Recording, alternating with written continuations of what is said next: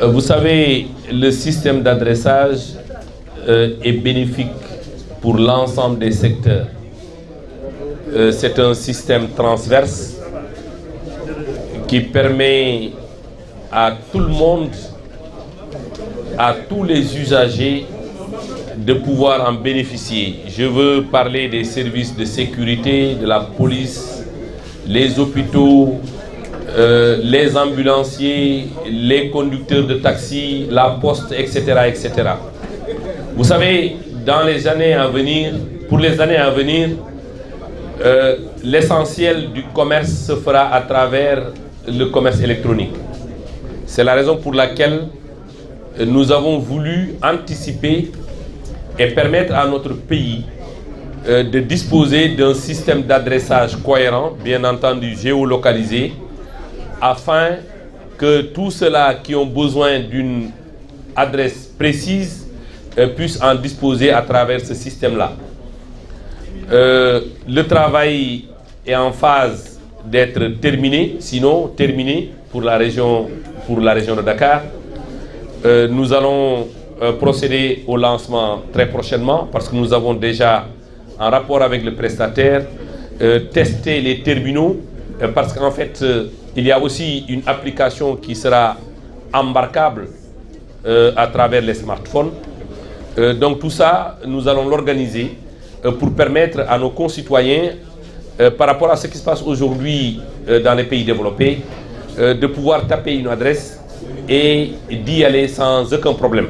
Je disais, aujourd'hui, il y a 255 quartiers, 224 000 bâtiments qui sont numérotés. Donc, vous voyez, donc c'est quand même très important. C'est un projet qui avance et qui va nous permettre de pouvoir nous positionner sur le commerce électronique dont j'ai parlé tantôt, parce que le dernier maillon de la chaîne, c'est la distribution à travers la poste. Il faudrait que la poste ou les distributeurs puissent avoir des adresses précises pour pouvoir déposer les paquets ou les colis de manière très rapide aux bons endroits. Le mode de financement du FD Sud a certainement évolué avec le nouveau décret.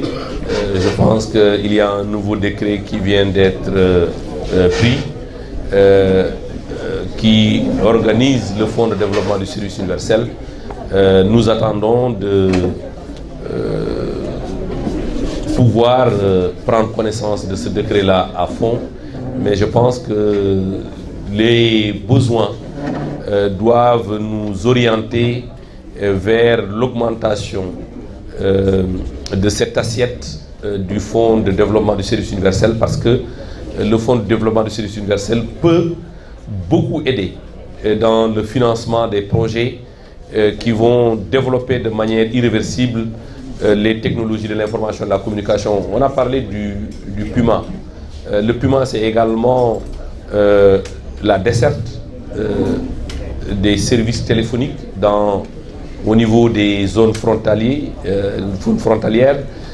Donc, effectivement, le Fonds de développement a besoin d'avoir davantage de moyens financiers pour faire face à tous ces besoins qui ont été listés tout à l'heure. Vous savez, il y en a d'autres dont on n'a pas parlé. Donc le Fonds de développement doit pouvoir faire face à ces besoins-là.